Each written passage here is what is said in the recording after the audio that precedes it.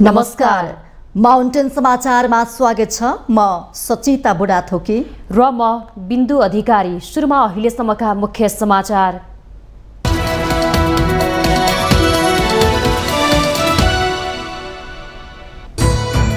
आज नेपाल कम्युनिस्ट पार्टीका संस्थापक महासचिव पुष्पलाल श्रेष्ठको 45औं स्मृति दिवस। कम्युनिस्ट पार्टीहरूले विभिन्न कार्यक्रम गरी मनाउँदै। प्रधानमन्त्री प्रचण्ड इटाली प्रस्थान। राष्ट्रसङ्घको खाद्य तथा कृषि संगठनको कार्यक्रममा सहभागी हुने। रक्षा मन्त्री खड्कालाई कार्यवाहक प्रधानमन्त्रीको जिम्मेवारी। सत्ता गठबन्धनलाई तोड्ने षड्यन्त्र भइरहेको माधव नेपालको जिकिर। कम्युनिस्ट भनिएका शक्तिहरूले पनि प्रतिगामी शक्तिसँग हातेमालो गरिरहेकाले सतर्क हुनुपर्ने भनाई। मुलुकभर मनसुनी वर्षा कमजोर। अघिल्लो वर्षभन्दा 20% कम क्षेत्रफलमा रोपाई। लम्पी स्किन रोगले पहाडी भेगमा हल गोरु मर्दा रोपाईमा प्रत्यक्ष प्रभाव। कांग्रेस केन्द्रीय समितिको बैठकमा मूल एजेन्डाबाट बहकिएको बहस। सभापतिको प्रशंसा, महामन्त्रीद्वयको आलोचना। देउवा भन्छन् मतभेद अन्त्य गर्न ढिलाइ नगरौं। भारतको मणिपुरमा जातीय हिंसा चर्किँदै। 2 महिलालाई सडकमा निवस्त्र डुलाइएको घटनाप्रति विश्व समुदायको ध्यानाकर्षण। मोदी सरकार आलोचनाको निशानामा। र महिला विश्वकप फुटबल प्रतियोगितामा जापान र अमेरिकाको शानदार सुरुवात। जाम्बिया र भियतनाम पराजित। अमेरिका यो संस्करण पनि जित्दै ह्याट्रिक गर्ने दाउमा।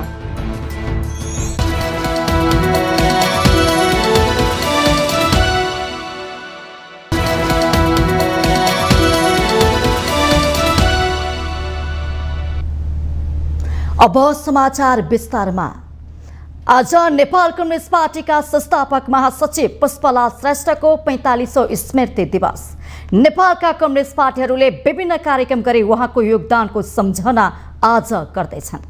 1981 साल असार 15 गते रामेछापको भङ्गरीमा जन्मिनु भएका श्रेष्ठको 2035 साल साउन 7 गते भारतको गोविन्द बल्लभ पन्त अस्पतालमा उपचारको क्रममा निधन भएको थियो।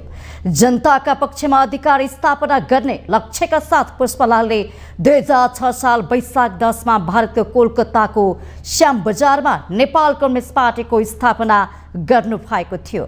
नेपाली कांग्रेस लगायतका प्रजातान्त्रिक शक्तिसँग मिलेर संयुक्त जनआन्दोलन गरे पञ्चायत व्यवस्था ढाल्नुपर्छ भन्नेमा पुष्पलाल सधैँ लागिरहनु भयो।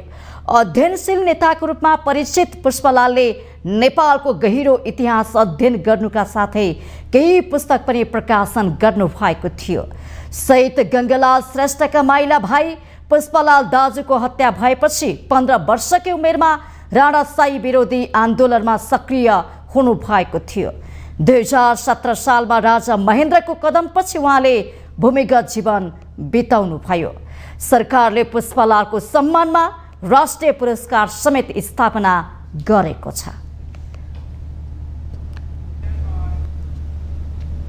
राष्ट्रसङ्घको खाद्य तथा कृषि संगठनको फूड सिस्टम समिट +2 मा सहभागी हुन प्रधानमन्त्री पुष्पकमल दाहाल प्रचण्ड शनिबार इटाली जानुभएको छ। नेपाली प्रतिनिधि मण्डलको नेतृत्व गर्दै प्रधानमन्त्री दाहाल शनिबार बेलुका त्यसतर्फ जानुभएको हो। प्रधानमन्त्रीलाई विदाई गर्न उपप्रधान एवं गृहमन्त्री नारायण काजी श्रेष्ठ, परराष्ट्र मन्त्री नारायण प्रसाद साउद, मुख्य सचिव डाक्टर वैकुण्ठ अर्याल लगायत विमानस्थल पुग्नु भएको थियो। राष्ट्रसङ्घको खाद्य तथा कृषि संगठनको मुख्यालय इटालीको रोममा आयोजना हुने United Nations food system 2023 stocktaking मोमेन्टमा प्रधानमन्त्री प्रचण्डले विशेष सम्बोधन गर्ने कार्यक्रम छ।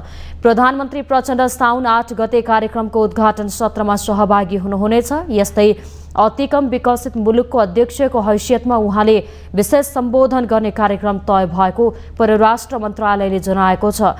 त्यही दिन नै प्रधानमन्त्री प्रचण्ड विद्यालय भोजनको बारेमा आयोजना गरिएको छलफल सत्रमा सहभागी हुनुहुनेछ। यसैगरी साउन 9 गते खाद्य प्रणाली परिवर्तन र अभ्यासको सन्दर्भमा आयोजना हुने छलफल समेतमा सहभागी हुने कार्यक्रम छ।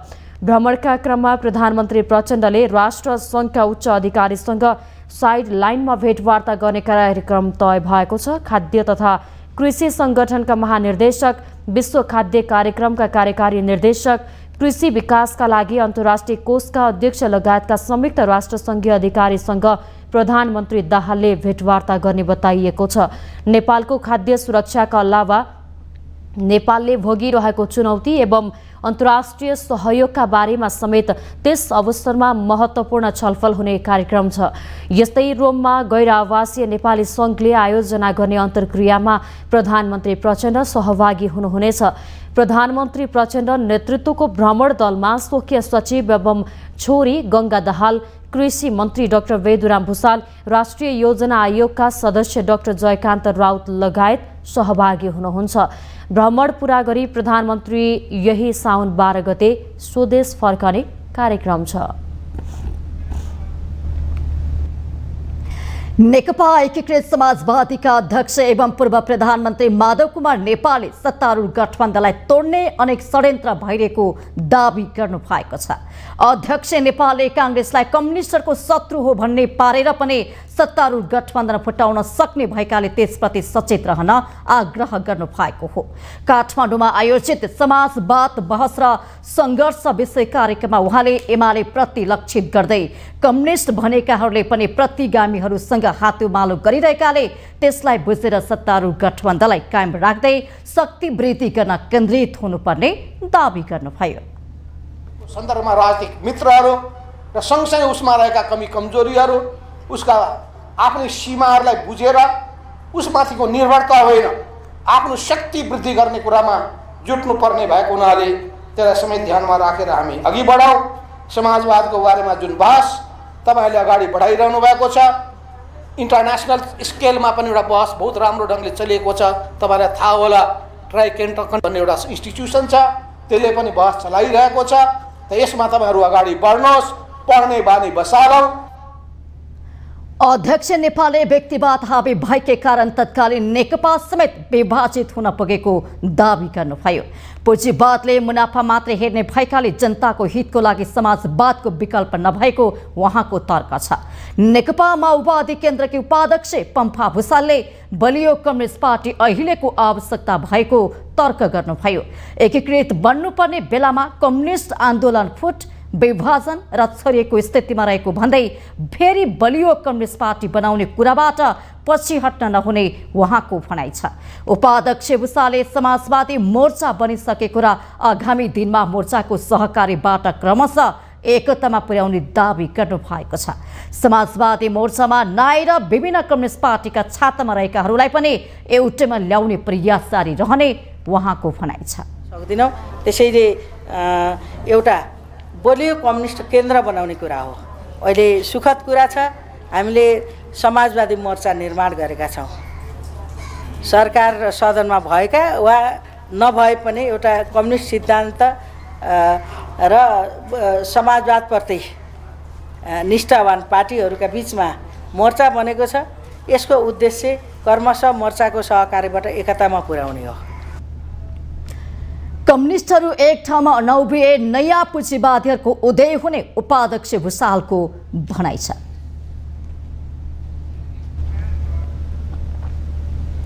मुलुकमा जारी मनसुनी वर्षा केही सुस्त देखिएको छ। यस वर्षको वर्षायाममा कम पानी परेका कारण धान रोप्न किसानहरूलाई समस्या भयो।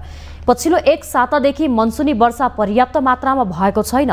भेगे हिसाबले केही स्थानमा भारी वर्षा भए पनि देशभर निरन्तर वर्षा नहुँदा धान रोपाई प्रभावकारी रूपमा हुन सकेको छैन। एक रिपोर्ट।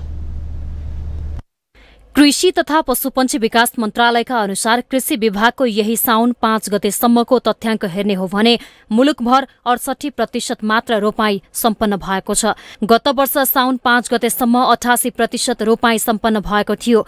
गत वर्षको भन्दा यस वर्ष सो अवधिमा 20% कम रोपाई भएको देखिन्छ। विशेष गरी मध्य प्रदेश, बागमती प्रदेश र गण्डकी प्रदेशमा पानी कम पर्दा धान रोपाईमा कमी आएको विभागले उल्लेख गरेको छ।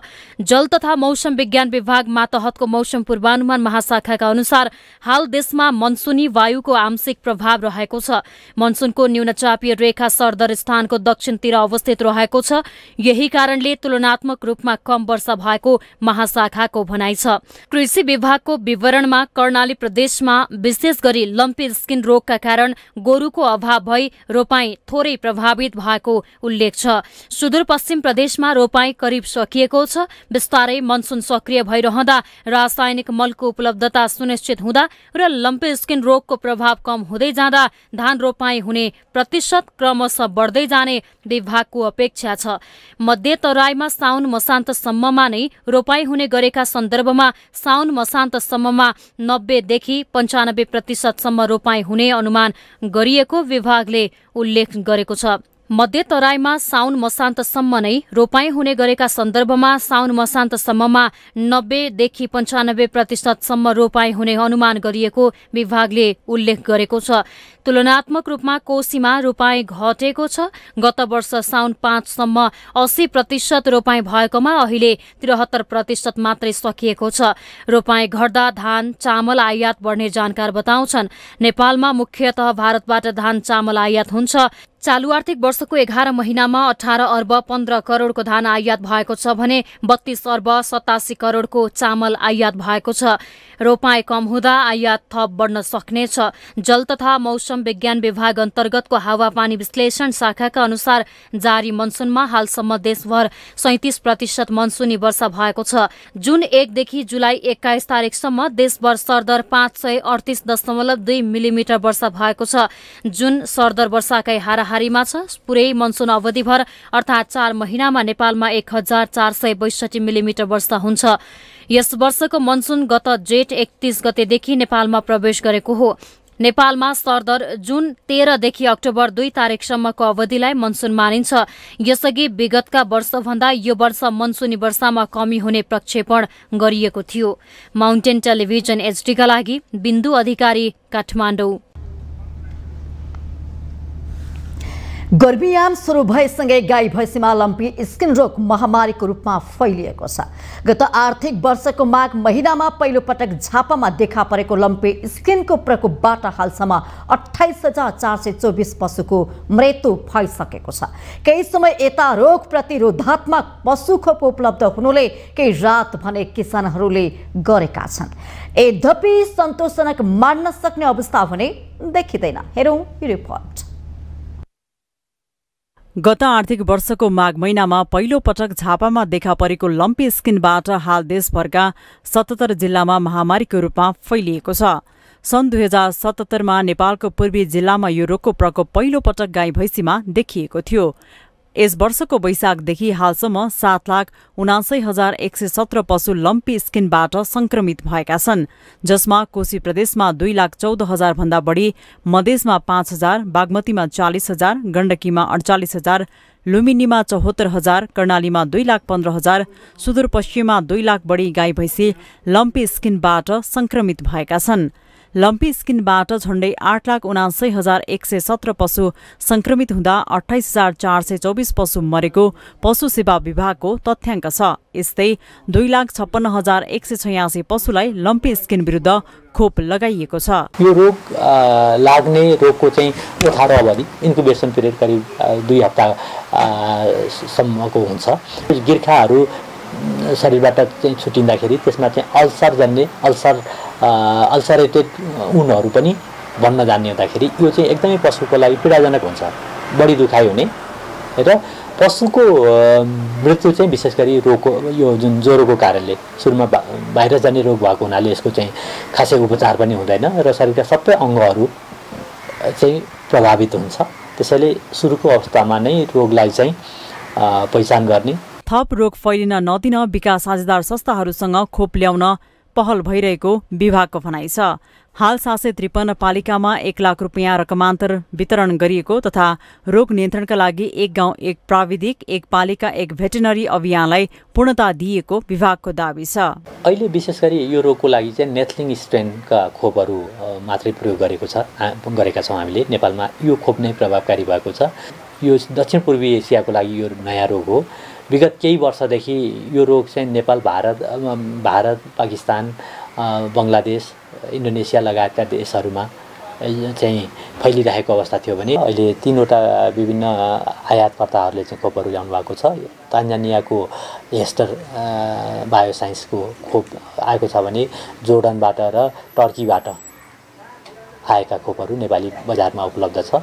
अहिले बजारमा 10-11 लाखभन्दा बढी डोज खोप चाहिँ मौजात रहेको चाहिँ व्यवसायीहरूले चाहिँ लम्पी स्किनको लक्षण देखिएका संक्रमित पशुलाई टाढै राख्ने, पसिलो आहार, पानी, ज्वरोको अवस्थामा औषधि खुवाउने, नजिकैको पशु सेवामा परामर्श लिने तथा लाग्न नदिन खोप लगाउनु पर्नेमा विज्ञहरूको सुझाव छ। माउन्टेन टेलिभिजन एसडीका लागि क्यामेरामा निशान तामाङको साथमा विद्या तामाङको रिपोर्ट। काठमाडौँको चन्द्रागिरीमा संघीय संसदका सभामुख, उपसभामुख, राष्ट्रिय सभा अध्यक्ष, उपाध्यक्ष तथा 7वटा प्रदेशका सभामुख र उपसभामुख लगायतको भेला सम्पन्न भएको छ। शुक्रबारदेखि सुरु भएको संघीय संसद र प्रदेश सभाको अनुभव आदान प्रदान एवं अन्तर्क्रिया कार्यक्रम शनिबार सकिएको हो। कार्यक्रममा सबै प्रदेशका सभामुख, उपसभामुख र प्रदेश सभा सचिवले आफ्नो अनुभव सहित धारणा राखेका छन्। दोस्रो दिनको कार्यशाला सुरु गर्दै सभामुख देवराज घिमिरेले दुवै तहका सभाबीच भएको कार्यक्रमले सभा सञ्चालनका लागि सहयोग पुग्ने विश्वास व्यक्त गर्नुभयो। संसदलाई जीवन्त र प्रभावकारी बनाउन कार्यक्रमले सहयोग गर्ने उहाँको भनाइ छ। सभामुख घिमिरेले कानूनको अडिट गर्ने फोरमको आवश्यकतामा जोड दिँदै नेपालमा संसदीय अध्ययन अनुसन्धानको अभ्यास कम भएकाले आगामी दिनमा सुधार गर्दै लैजानुपर्ने बताउनुभयो। 2075 साल भदौ 3 गते चन्द्रागिरीबाटै संघीय संसद र प्रदेश सभाको अनुभव आदान प्रदान सुरु भएको थियो। अहिलेसम्म यस्तै प्रकृतिका 6वटा कार्यक्रम विभिन्न प्रदेशमा भएका छन्। यस्तै राष्ट्रिय सभा अध्यक्ष गणेश प्रसाद तिमिल सिन्हाले कतिपय प्रदेशले छोटो समयमा नै विधि निर्माणमा अनुकरणीय काम गरेको बताउँदै त्यस्ता कार्यक्रमहरू सङ्घका लागि पनि फलदायी हुने विश्वास व्यक्त गर्नुभयो।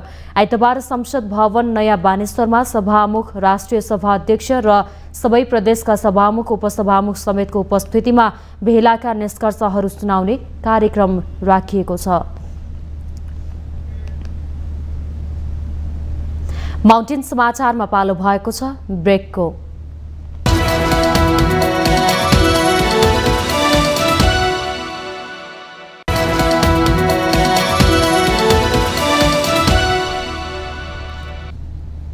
ब्रेकपछि पुनः स्वागत छ। अब बाँकी समाचार।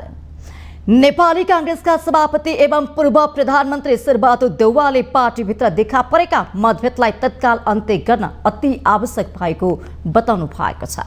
सुनसरीको इनरुवामा आयोजित पार्टीको जिल्ला सम्मेलनमा बोल्दै उहाँले आगामी निर्वाचनमा कांग्रेसलाई पहिलो पार्टी बनाउन पर्ने पार्टीभित्र देखा परेका मतभेदलाई अन्त्य गर्न ढिलाइ गर्न नहुने तर्क गर्नु भएको छ। लोकतन्त्रलाई सुदृढ बनाउन र मुलुकमा स्थायी शान्ति र समृद्धि ल्याउन पनि कांग्रेसले आगामी निर्वाचनमा बहुमत ल्याउनु पर्ने भएकाले एकताबद्ध हुन आवश्यक रहेको उहाँको तर्क छ।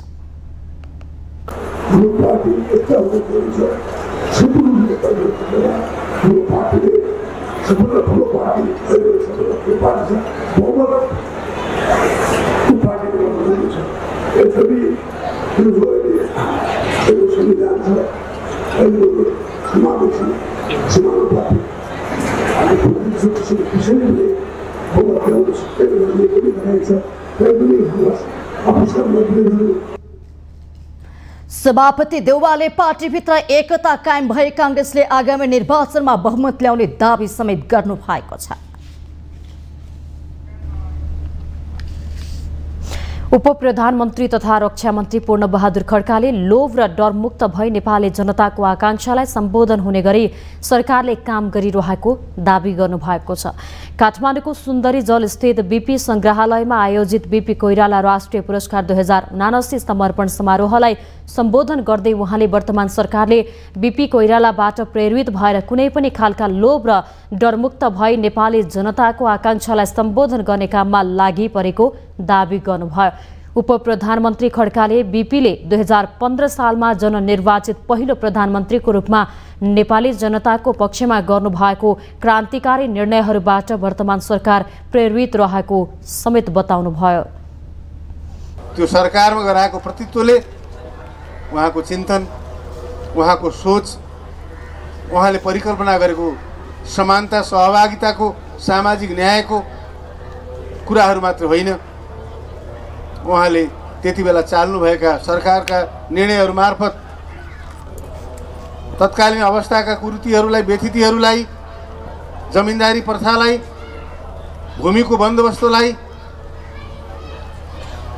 विविध प्रकृतिका क्रान्तिकारी निर्णयबाट परिवर्तनको वेगमा मुलुकलाई अगाडि बढाइरहेको सन्दर्भ हाम्रा लागि सधैँभरि शिक्षाको विषय, हाम्रा लागि ज्ञानको विषय, हाम्रा लागि मार्गदर्शनका विषयहरू रहँदै आएका छन्। कार्यक्रममा संस्कृति, पर्यटन तथा नागरिक उड्डयन मन्त्री सुदन किराँतीले बीपीका विचारलाई आत्मसात गरेर अघि बढ्न नसक्दा मुलुक पछि परेको हो कि भन्ने लाग्ने गरेको बताउनुभयो। उहाँले बीपीको नेपाली माटोप्रतिको आस्था र विश्वास नेपाल राष्ट्र र नेपाली जनताले सदा स्मरण गरिरहने बताउनुभयो।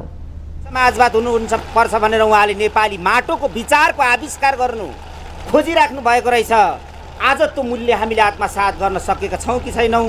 घरिघरि त मलाई लाग्छ नेपाली माटो माथि आधारित हामीले हाम्रो राजनीतिक विचारधाराहरू निर्माण गर्न नसक्दा कतै हामी दुःख पाएको छौँ कि भनेर म बीपीलाई सम्झिने पनि गर्छु। कार्यक्रममा उपप्रधानमन्त्री खड्काले सो संग्रहालय परिसरमा रहेका बीपी कोइराला, गणेशमान सिंह र कृष्ण प्रसाद भट्टराईको शालिगमा माल्यार्पण गर्नुका साथै वृक्षारोपण पनि गर्नुभयो।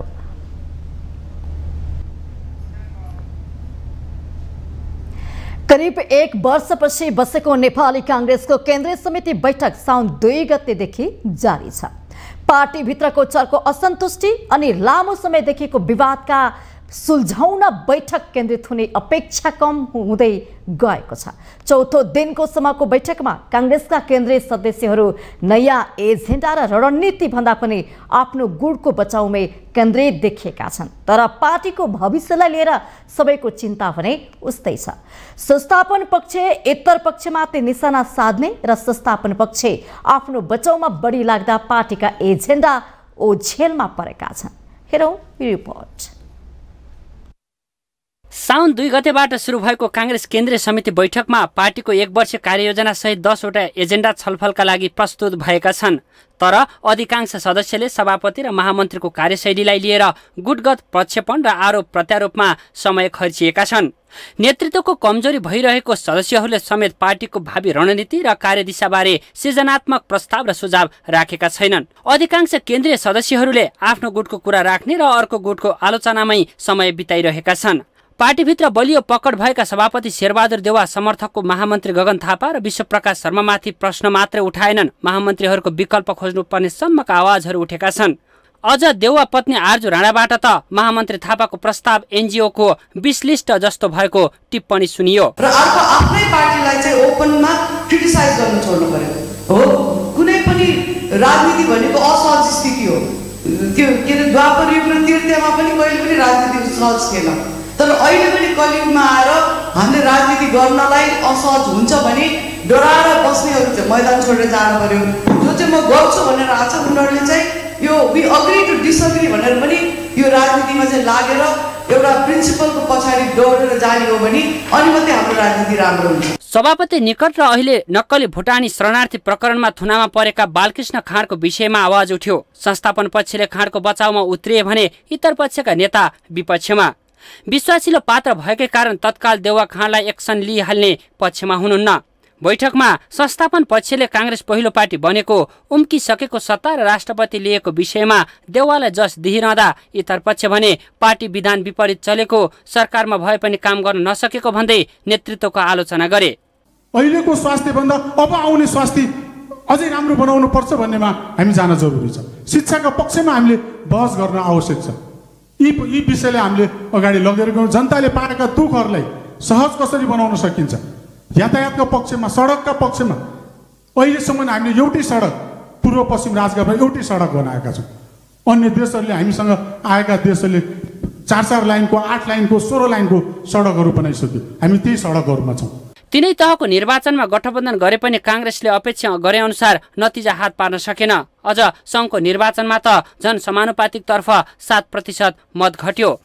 यसको कारणको खोजी हुन सकेको छैन। कांग्रेस पार्टी विधान अनुसार चल्न नसक्नु र गुटगत राजनीतिमा प्रतिस्पर्धा व्याप्त हुनु यसको कारण मानिएको छ। यी तमाम समस्या कम गर्न केन्द्रित हुनुपर्ने कांग्रेस अहिले एकले अर्कोको बचाउ र आलोचनामै बढी केन्द्रित भएको छ, जसले गर्दा खस्कँदै गएको कांग्रेसको लोकप्रियतालाई उचाइमा पुर्याउन यो बैठक सार्थक हुने कुनै लक्षण देखिँदैन। माउन्टेन टेलिभिजन एचडी का लागि बटुक राजगिरीको रिपोर्ट। नेपाल कम्युनिस्ट पार्टी एमालेका महासचिव शंकर पोखरेलले 100 किलो अवैध सुन बरामद भएको प्रकरणमा सत्तारूढ दलले अर्को दललाई आक्षेप लगाउन खोजेको टिप्पणी गर्नुभएको छ।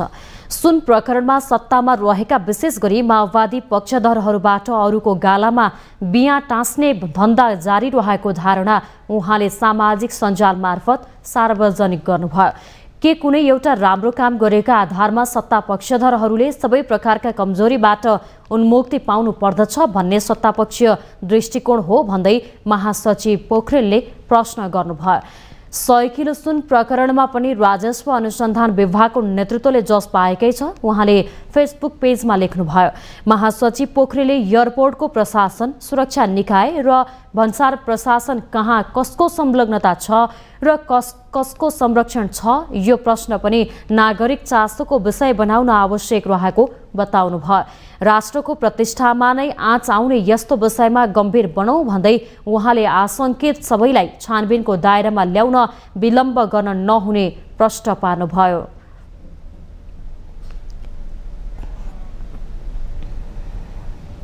पछिल्लो 1.5 महिना यता धरानमा डेंगू संक्रमणबाट 4 जनाको मृत्यु भएको छ भने झन्डै 2000 जना संक्रमित भएका छन्।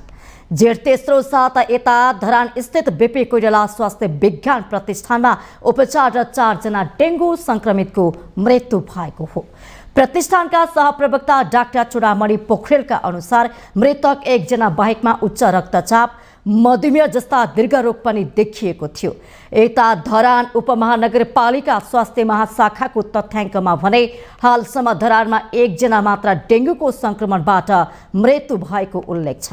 डेंगू फैलिएपछि बीपी कोइराला स्वास्थ्य विज्ञान प्रतिष्ठानले 1 सातादेखि 7 दिन सञ्चालन हुने गरी छुट्टै निःशुल्क क्लिनिक सञ्चालन गरेको छ। क्लिनिकमा परीक्षण गराउने र परामर्श लिनेको चाप बढेको डाक्टर पोखरेलले जानकारी दिनुभएको छ। उपमहानगरपालिकाले 600 थान र एपिडेमियोलोजी तथा रोग नियन्त्रण महाशाखाले 1000 थान किट उपलब्ध गराएपछि निःशुल्क डेंगू परीक्षण र उपचार सेवा दिएको उहाँले जानकारी दिनुभएको छ। असार 29 देखि साउन 4 गतेसम्म क्लिनिकमा 638 जनाको डेंगूको परीक्षण गर्दा 465 जनामा संक्रमण भएको पाइएको छ। तीमध्ये करिब 10% को सेन्ट्रल इमर्जेन्सी कक्षमा थप उपचार गरिएको छ। क्लिनिकमा आउने बिरामी मध्ये 15% बालबालिका छन्। उता केही साथ यता प्रतिष्ठानको आकस्मिक कक्षमा 40% शैय्या पनि डेंगू संक्रमितले ओघटेका छन्। त्यहाँ दैनिक 30 देखि 40 जना इमर्जेन्सीमा भर्ना हुने गरेका छन्। शैय्या अपुग भएपछि ट्रली र व्हीलचेयरमा राखेर उपचार गरिरहेको प्रतिष्ठानले जनाएको छ। माउन्टेन समाचारमा पालो भएको छ अर्को ब्रेकको।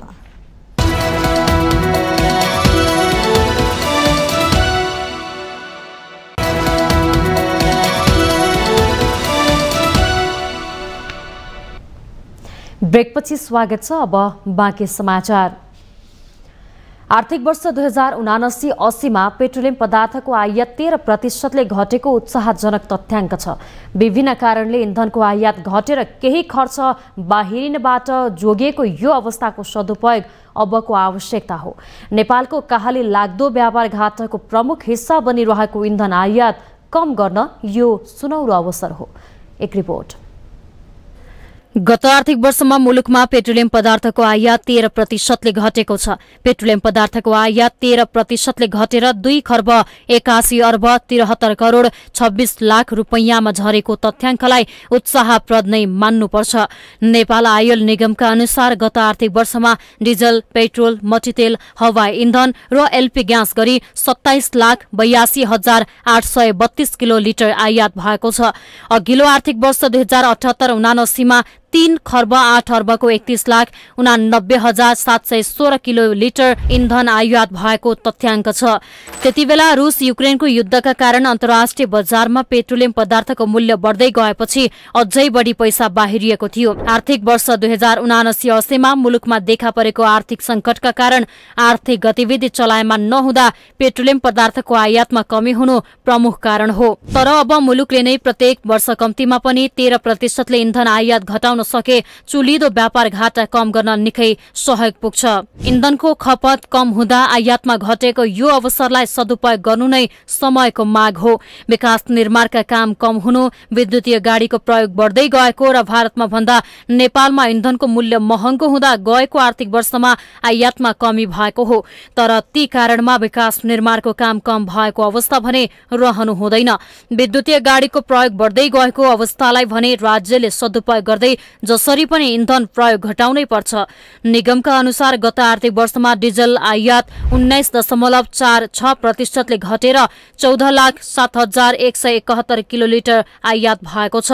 यस्तै पेट्रोलको आयात 7.75% घटेर 6,77,116 किलोलिटर आयात भएको हो। यस्तै खाना पकाउने एलपीजी ग्यास भने 5.34% घटेर 5,12,173 मेट्रिक टन आयात भएको तथ्याङ्क छ। हवाई इन्धनको आयात भने 9% बढेर 1,73,368 किलोलिटर भएको छ। गएको आर्थिक वर्षमा विमानको नियमित उडान भएपछि हवाई इन्धनको खपत बढेसँगै आयातमा समेत वृद्धि भएको हो। एक वर्षमा पेट्रोलियम पदार्थ आयात गरेर 94 अर्ब रुपैयाँ राजस्व संकलन भएको छ। गत आर्थिक वर्षमा 2,81,73 करोड रुपैयाँको 27,82,000 किलोलिटर पेट्रोलियम पदार्थ आयात गरेर 93 अर्ब 94 करोड राजस्व संकलन भएको छ। अघिल्लो वर्ष 1,24 अर्ब 25 करोड रुपैयाँ राजस्व संकलन भएको थियो। गत आर्थिक वर्षमा पेट्रोलियम पदार्थको आयात कम हुँदा राजस्व संकलनमा कमी आउनु स्वाभाविक नै हो। तर बाहिरबाट जोगिएको पैसाको तुलनामा राजस्व संकलनमा केही कम भए पनि सन्तोष गर्नुपर्छ। पेट्रोलमा सरकारले भन्सार र प्रज्ञापन पत्र शुल्क बापत 25 रुपैयाँ 23 पैसा संकलन गर्ने गरेको छ।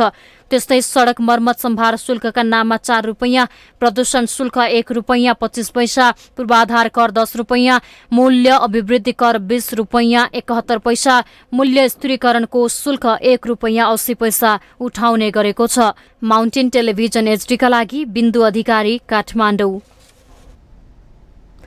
त्रिभुवन विमानस्थल भन्सार कार्यालयका 3 जना कर्मचारी निलम्बनमा परेका छन्। हङकङबाट क्याथे एयरवेजको जाँचबाट आएको ब्रेक सोमा लुकाएर ल्याएको ठूलो परिमाणको सुन भन्सार जाँच पास भएर निस्केको देखेपछि 3 जनालाई निलम्बन गरिएको हो। कर्मचारीको कमजोरी देखेकाले निलम्बन गरेको भन्सार विभाग स्रोतले जानकारी दिएको छ। भन्सार अधिकृत सन्तोष चन्द, खरिदार कुमार ढकाल र सरोज श्रेष्ठ निलम्बनमा परेका हुन्। ब्रेक सो आउँदा भन्सार कार्यालयका कर्मचारी सरोज श्रेष्ठको ड्युटी एक्सरे मेसिनमा हेर्ने थियो, तर उनको लापरवाहीले उक्त सुन भित्रेको भन्सार विभागको प्रारम्भिक छानबिनले देखाएको छ। शङ्कास्पद सामान आएको थाहा पाएर पनि उनले थप प्रक्रिया नपुर्याएको स्रोत बताउँछ। रेडी प्रणालीले 8 वटा ब्रेक सुका बक्स ल्याएको थियो, जसमध्ये 5 वटा बक्सलाई हेर्न भनेर लेखेको पाइएको थियो। यस्तै खरिदार कुमार ढकालले ब्रेक सुको बक्स खोलेर हेरेको देखिन्छ, तर पनि उनले सुन देखेनन्। सीसीटीभीमा हेर्दा कुमारले 2 वटा बक्स खोलेर हेरेको देखिन्छ। यस्तै भन्सार अधिकृत सन्तोष चन्द भने उक्त सामान भएको ठाउँमै नपुगेको भन्सार विभागले जनाएको छ। यस समयमा भन्सारमा आएका सामान हेर्ने जिम्मेवारी उनको थियो, तर उनले एक पटक पनि नहेरेको पाइएपछि निलम्बन गरिएको छ। अहिले निलम्बनमा परेका कर्मचारीहरू पनि अनुसन्धानको घेराउमा छन्। उनीहरूसँग पनि राजस्व अनुसन्धान विभागले सोधपुछ गरी थप कारबाही गर्न सक्ने स्रोत बताउँछ। यसैबीच राजस्व अनुसन्धान विभागले गत बुधबार बरामद गरेको अवैध सुनबारे विस्तृत अनुसन्धानका लागि 5 जना अधिकृत तोकेको छ। विभागले उनीहरूको नाम भने सार्वजनिक गरेको छैन। यो प्रकरणमा हालसम्म पक्राउ परेका 10 जनालाई अनुसन्धानका लागि म्याद थप गरेर बयान लिने क्रम चलिरहेको छ। ठूलो परिमाणमा भित्रिएको अवैध सुनको कारोबारमा जोडिएका अरू व्यक्तिको खोजीका लागि अनुसन्धान अधिकृतहरू तोकिएको राजस्व अनुसन्धान विभागले जनाएको हो। पक्राउ परेकाहरूले बयान मार्फत थप कसैको नाम लिने र अनुसन्धान गर्दा थप प्रमाण फेला पार्न सकिन्छ कि भनेर अबको अनुसन्धान यतातर्फ केन्द्रित भएको विभागका सूचना अधिकारी नवराज अधिकारीले जानकारी दिनुभयो। 5 सदस्यीय अनुसन्धान अधिकृतको समूहले उक्त अवैध सुनका विषयमा थप अध्ययन तथा अनुसन्धान गरी विस्तृत अध्ययन प्रतिवेदन तयार पारेर बुझाउनेछ। ऐनले विभागका महानिर्देशक आफै रहन सक्ने वा महानिर्देशकको निर्देशनमा काम गर्ने गरी अनुसन्धान अधिकृत तोकिन सक्ने व्यवस्था गरेको छ। राजस्व चुहावटसँग सम्बन्धित प्रमाण सङ्कलन गर्दा कसुरमा मुछिएका व्यक्तिलाई पक्राउ गरी कारबाही चलाउने, गोदाम वा आवश्यकता अनुसार अन्य स्थानको खानतलासी लिने, त्यस्तो गोदाम वा स्थानलाई सिल गर्ने, सम्बन्धित कागजपत्र तथा मालवस्तु आफ्नो कब्जामा लिने लगायतका अधिकार सहित अनुसन्धान अधिकृतहरू तोकिएका हुन्। बुधबार बरामद भएको सुन हाल अनुसन्धानकै क्रममा रहेको र तौल तथा गुणस्तर परीक्षण समेत हुन बाँकी रहेको नेपाल राष्ट्र बैंक अन्तर्गतको टक्सार महाशाखाले जनाएको छ।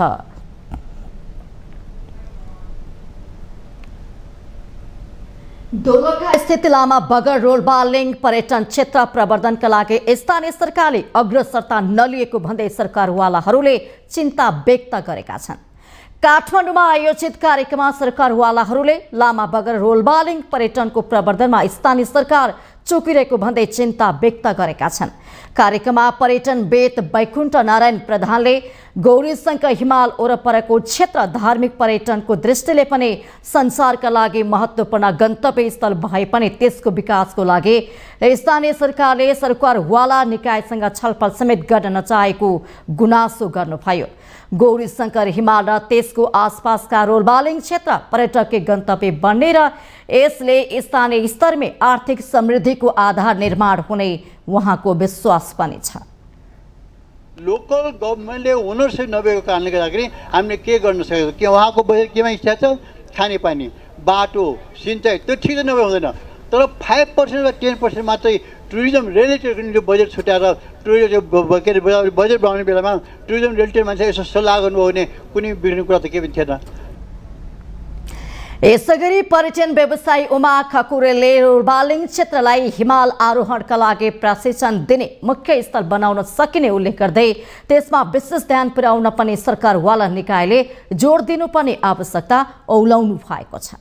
हाम्रो क्लाइम्बिङको लागि इम्पोर्टेन्ट छ हैन, उनीहरूलाई पनि हामीले आफूसँग राख्यो भने उनीहरूले पनि हामीले जस्तो कक्नी उनीहरूले आफ्नो डेस्टिनेसन कक्नी बनाएको छ क्लाइम्बिङको लागि, रक क्लाइम्बिङ, हामीले उनीहरूलाई भनेर हाम्रो छेडछेडमा रोलबालिङ एरियामा हामीले क्लाइम्बिङ गराउनु सकिन्छ हैन। त्यहाँ गएर हाम्रो स्टाफहरूले ट्रेनिङ, त्यस्तै हामीले नाथामलाई भन्नु सक्छौँ, उनीहरूसँग सहयोग लियो भने हामीले ट्रेकिङ रुटहरूको रेकी गराउन सक्छौँ। स्थानीय बेगु गाउँपालिकाका अध्यक्ष सञ्जीव ओलीले भने पर्यटन प्रवर्धनको लागि आवश्यक आवास, विद्युत र टेलिफोन निर्माणमा तीव्रता दिएको जानकारी गराउनु भएको छ। कार्यक्रममा उपस्थित सरकारवालाहरूले सो क्षेत्रको पर्यटन प्रवर्धनमा सक्दो पहल गर्ने प्रतिबद्धता व्यक्त गरेका छन्।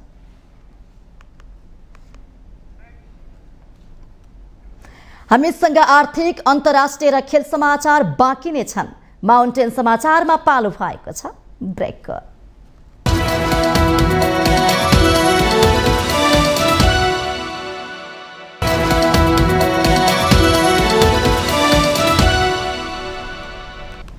ब्रेकपछि स्वागत छ। अब आर्थिक समाचार। आर्थिक समाचारको साथमा जगदम्बा सुपर साइन तथा ग्याल्बा प्लस जीवनभरको भरोसा। रिद्धि सिद्धि सिमेन्ट रोबोटिक ल्याबमा बनेको स्मार्ट सिमेन्ट।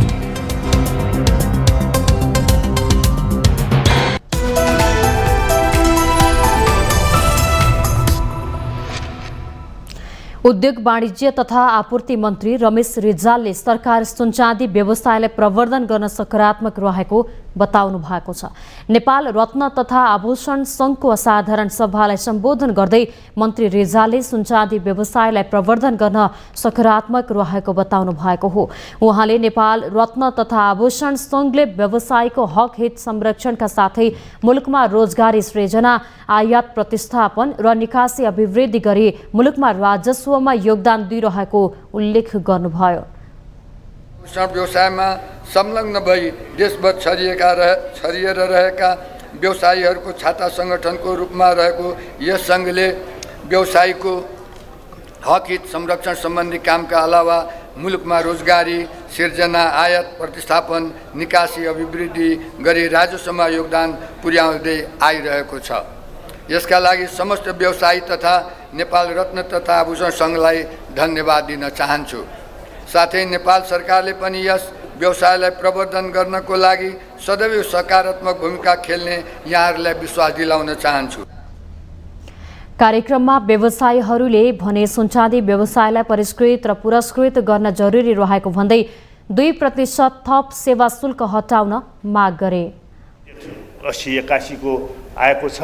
त्यसमा चाहिँ सुनचाँदीलाई चाहिँ पहिला विगतमा 10% मोटामोटी भएकोमा अहिले 15% भन्सार र 2% चाहिँ यो मनोरञ्जन के भन्छ विशिष्ट कर थप कर लिएको छ भनेदेखि यो सुनचाँदी चाहिँ यसमा चाहिँ जुन 2% थप सेवा शुल्क चाहिँ यो चाहिँ हटाउनै पर्छ भन्ने कुरा चाहिँ सङ्घको अध्यक्षले पनि राखिसक्नु भएको छ भनेदेखि माननीय मन्त्रीज्यूलाई चाहिँ यो एउटा चाहिँ अति आवश्यक व्यवसायलाई यसलाई चाहिँ अतिरिक्त कर चाहिँ लगाइनु हुन्न, यो 2% चाहिँ घटाइनुपर्छ र तत्कालै यसलाई चाहिँ सम्बोधन गरियोस् भन्ने कुरा म चेम्बर अफ कमर्सको तर्फबाट पनि राख्न चाहन्छु। सबैलाई थाहा छ बढ्दो सरकारी खर्च झन्झन बढ्दै गइरहेको छ। त्यसलाई धान्नै नसक्ने गरेर चाहिँ नि राजस्व घटिरहेको छ र इतिहासमै 55 वर्षमा पहिलो पटक नेपालमा चाहिँ नि अघिल्लो वर्षभन्दा यो वर्षमा चाहिँ नि हुन त अस्तिको आर्थिक वर्षको हामी कुरा गर्दैछौँ राजस्व घटेको छ।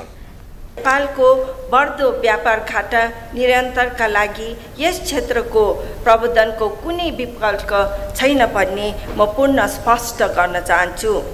नेपाल एन्ड ज्वेलरीलाई निकासीको प्रमुख वस्तु रूपमा स्थापित गर्न हामीले स्वदेशी खानीको व्यवस्था रूपमा उत्खनन र विकासदेखि लिएर नेपाल एकीकृत व्यापार रणनीति NTIS-मा जेम एन्ड ज्वेलरीलाई समावेश गर्नुपर्छ।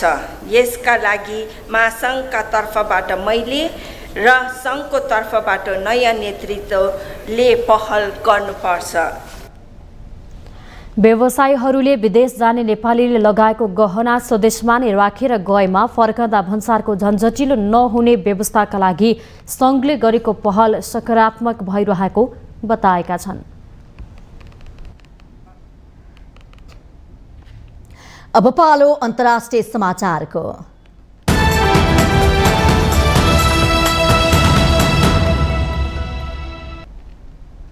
भारतको मणिपुर राज्यमा कुकी समुदायका 2 महिलालाई खुला सडकमा निबस्र दौडाएर मैतै समुदायका पुरुषले सामूहिक बलात्कार गरेको भिडियो बाहिर आएसँगै पुनः एक पटक प्रधानमन्त्री नरेन्द्र मोदीको सरकार विवादित बनेको छ।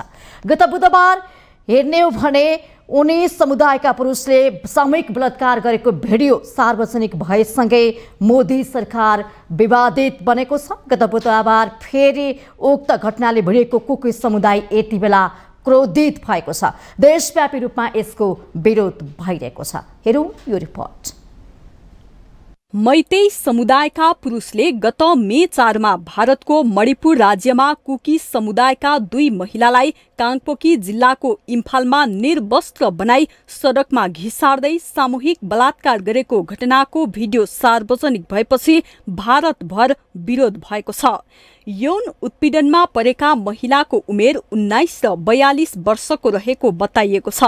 विगत 2 महिनादेखि हिन्दू, मैतेई र क्रिश्चियन कुकी जो समुदायहरू बीच मणिपुरमा जातीय द्वन्द्वलाई उक्त हिंसक घटनाले थप बल पुर्याएको छ। उक्त घटनाका मुख्य आरोपित मैतेई समुदायका खुइरेम हेरोदास सहित अन्य 3 जनालाई प्रहरीले पक्राउ गरी अनुसन्धान अघि बढाएको छ। घटनामा अन्य 30 जनाको संलग्नता रहेको र सुनवाई जुलाई 28 तारिखमा तोकिएको छ। घटना बाहिर आएसँगै आक्रोशित कुकी समुदायहरूले मैतेई समुदायका घरमा ढुङ्गामुढा आगजनी गरेपछि केही शान्त बनेको मणिपुर फेरि हिंसाको पुरानै अवस्थामा फर्केको छ। मणिपुरमा 2 महिनादेखिका हिंसामा खासै टिप्पणी नगरेका भारतीय प्रधानमन्त्री नरेन्द्र मोदीले पूरै देशका लागि लज्जास्पद घटना भएको भन्दै दोषीलाई हदैसम्मको कारबाही हुने भनिसक्नु भएको छ। मणिपुरका मुख्यमन्त्री एन वीरेन सिंहले दोषीलाई फाँसीकै सजायका लागि पहल गर्ने प्रतिबद्धता जनाउनु भएको छ। सर्वोच्च अदालतले यो घटनाबाट चिन्तित भएको भन्दै सरकारलाई आवश्यक कदम चाल्न निर्देशन दिएको छ। भारतका लागि अमेरिकी राजदूत एरिक गार्सेटीले मणिपुरमा घटनाबारे टिप्पणी गर्दै भारतीय जनताप्रति सहानुभूति प्रकट गर्नु भएको छ। 34,36,948 जनसङ्ख्या रहेको मणिपुरमा मैतेई समुदायका 53%, नागा जाति 16 र कुकी आदिवासी 24% छन्। सरकारमा मैतेई समुदायको बलियो पकड हुँदाहुँदै पनि उनीहरूलाई आधिकारिक रूपमा अनुसूचित जनजातिको दर्जामा समावेश गरेको कुकी समुदायको बसोबास रहेको क्षेत्रमा मैतेई समुदायलाई भूमि किन्न अनुमति दिनु तथा अफिम खेतीमा हालै गरेको युद्धले आफूहरूप्रति लक्षित भएको कुकी समुदायको आरोप छ। मैतेई, कुकी र नागा समुदायका बीच दशकौंदेखि विवादास्पद भूमिको माग र धार्मिक भिन्नताहरूका लागि एक अर्कासँग लड्दै आएका छन्। हालसम्म झडपमा 130 जनाको मृत्यु भइसकेको छ भने 60,000 विस्थापित भएका छन्। यो हिंसात्मक जातीय द्वन्द्व अन्त्यका लागि बल्ल केन्द्र सरकारले पनि चासो देखाएको छ। माउन्टेन टेलिभिजन एचडीका लागि अन्तर्राष्ट्रिय एजेन्सीको सहयोगमा विद्या तामाङको रिपोर्ट। वैज्ञानिकहरूले तापक्रम, समुद्री ताप र ध्रुवीय सागरको बरफमा देखेका मौसम सम्बन्धी गतिविधिहरूप्रति चिन्ता व्यक्त गरेका छन्। वैज्ञानिकले पृथ्वीमा विगत कहिल्यै पनि यस्तो नदेखिएको बताएका छन्। संयुक्त राष्ट्र संघले युरोपमा खतरनाक उष्ण लहर अझै बढ्न सक्ने चेतावनी दिएको छ। उत्तरी गोलार्धमा उष्ण लहर चलिरहँदा ग्रिसले 50 वर्ष यताकै सर्वाधिक तातो जुलाई महिना अनुभव गरिरहेको छ। संयुक्त राज्य अमेरिकाको दक्षिणी भागमा पनि जुलाई अहिलेसम्मकै सर्वाधिक गर्मी महिना बन्न सक्ने ठानिएको छ। मौसम र समुद्र ज्यादै जटिल भएकाले यी घटनाक्रमलाई जलवायु परिवर्तनसँग तत्कालै जोडिहाल्न अप्ठ्यारो छ। तर अध्ययनहरू जारी छन् र वैज्ञानिकहरूले अझ खराब अवस्था आउन सक्ने आकलन गरिरहेका छन्। इम्पेरियल कलेज लन्डन स्थित जलवायु विज्ञानका प्राध्यापक पाउलो सेपीले पृथ्वीमा विगतमा नदेखिएको अवस्था उत्पन्न हुनुमा खनिज इन्धनले निम्त्याएको जलवायु परिवर्तन र सन् 2018 यता एल नियो नामक प्राकृतिक मौसम प्रणालीका कारण वृद्धि भएको तापक्रम जिम्मेवार रहेको बताए। यो गर्मीयाममा कम्तीमा 4 वटा मौसम सम्बन्धी कीर्तिमान तोडिएका छन्। सन् 2016 मा कायम विश्वव्यापी औसत तापक्रमको कीर्तिमान भङ्ग गर्दै यो जुलाईमा हालसम्मकै सर्वाधिक गर्मी दिन महसुस गरियो। औद्योगिक काल सुरु हुनु अघिको जुन महिनाको साधारण तापक्रम भन्दा यसपटकको जुन महिनाको तापक्रम 1.47 सेल्सियसले बढी थियो। अन्टार्कटिकामा समुद्री बरफले ढाकिएको क्षेत्र विगतका जुलाई महिनाको तुलनामा हालसम्मकै कम छ। सन् 1981 देखि 2010 सम्मको औसतसम्म तुलना गर्दा त्यहाँ युके को आकारको 10 गुणा बरफ हराएको छ। जलवायु परिवर्तनसँगको खास सम्बन्ध केलाउने प्रयास गरिरहेका वैज्ञानिकहरू यो देखेर चिन्तित छन्। वैज्ञानिकहरूले यस्ता कीर्तिमानहरू आगामी वर्षहरूमा अझै भङ्ग हुँदै जान सक्ने ठानेका छन्। अब पालो खेल समाचारको।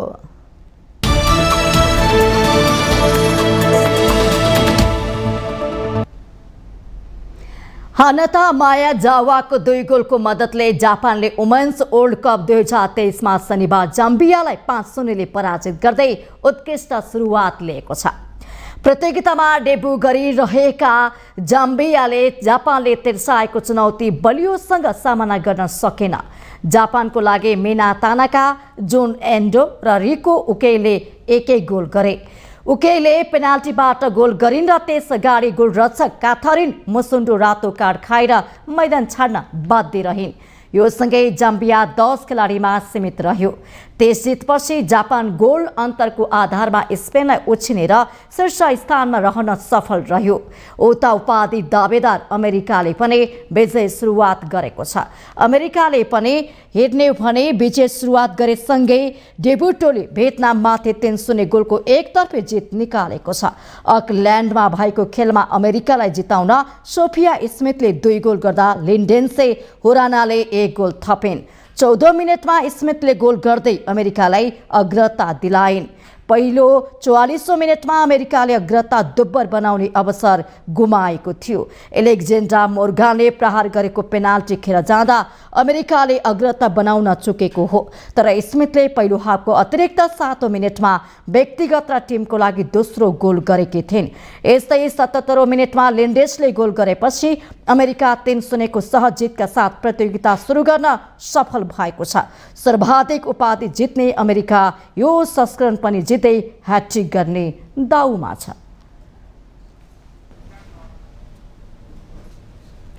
एन्फा अन्डर 16 युथ लीग 4 क्लबले बहिष्कार गरेका छन्। फिफाको आर्थिक सहयोग र एन्फाको आयोजनामा उमेर समूहका खेलाडीलाई एक्सपोजर दिने उद्देश्यले अन्डर 16 लीगको सुरुवात गरिएको थियो, तर दोस्रो चरणका खेल सम्पन्न नहुँदै ए डिभिजनका 4 क्लबले लीग बहिष्कार गरेका छन्। बढी उमेरका खेलाडी खेलाएको आरोपमा एनआरटी माथि एन्फाले कारबाही गरेको थियो। एन्फाले एनआरटीको 3 अङ्क घटाउने र एमआरआई गर्दाको शुल्क र थप 10,000 जरिवाना गर्ने निर्णय गरेको थियो। निर्णय विरुद्ध क्लबहरूले एन्फामा अपिल गरेका थिए। माग सम्बोधनमा एन्फा नेतृत्व जिम्मेवार नभएको भन्दै 4 क्लबले लीग बहिष्कार गर्ने निर्णय गरेका हुन्। ए डिभिजनका एनआरटी, सङ्कटा, फ्रेन्ड्स र मनाङले युथ लीग बहिष्कार गर्ने सहमति गरेका थिए। लीग सञ्चालनमा एन्फाले आफ्ना माग सम्बोधन नगरेको क्लबहरूको गुनासो छ। खेलाडीको एमआईआई खर्चिलो रहेकाले सरकारी दस्तावेज अनुसार उमेर मानेर खेलाडीलाई खेल्न दिनुपर्ने विषयमा क्लबले एन्फासँग छलफल गर्न खोजेका थिए, तर शुक्रबारको बैठकमा एन्फाका कुनै पदाधिकारीले छलफलको समय नै दिएनन्। एन्फाको व्यवहारबाट रुष्ट क्लबले लीग बहिष्कारको निर्णय लिएका हुन्। शुक्रबारको सहमति अनुसार मनाङ शनिबार च्यासल मैदानमा उपस्थित नै भएन। शनिबार च्यासल मैदानमा मनाङ र मच्छिन्द्र खेल्ने तालिका रहेको थियो। एन्फा र क्लबको पछिल्लो विवादले युथ लीग अन्यलमा परेको अवस्था छ।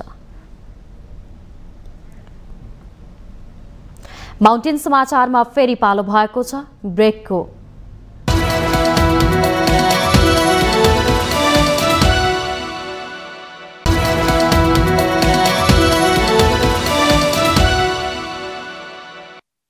ब्रेकपछि स्वागत छ। यो सँगै हामी माउन्टेन समाचारको अन्त्यमा आइपुगेका छौं। जाँदा जाँदै मुख्य समाचार पुनः एकपटक।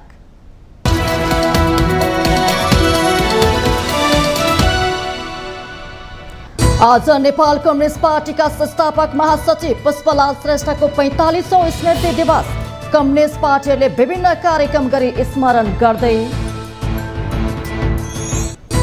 प्रधानमन्त्री प्रचण्ड इटाली प्रस्थान। राष्ट्र संघको खाद्य तथा कृषि संगठनको कार्यक्रममा सहभागी हुने रक्षा मन्त्री खड्कालाई कार्यवाहक प्रधानमन्त्रीको जिम्मेवारी।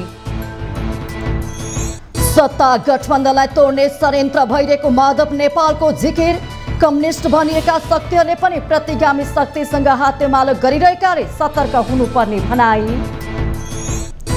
मुलुकभर मनसुनी वर्षा कमजोर। अघिल्लो वर्षभन्दा 20% कम क्षेत्रफलमा रोपाई। लम्पी स्किन रोगले पहाडी भेगमा हल गोरु मर्दा रोपाईमा प्रत्यक्ष प्रभाव।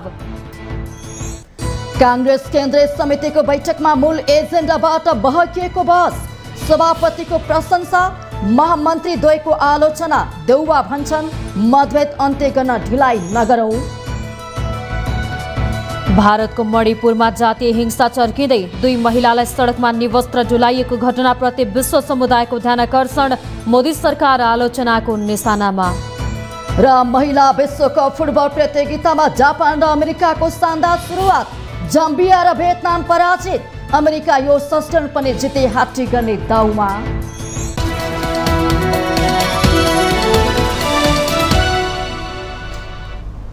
माउन्टेन समाचार अहिलेलाई सकियो। सत्य, तथ्य र निष्पक्ष समाचारका लागि माउन्टेन टेलिभिजन HD हेर्दै रहनुहोला। नमस्कार।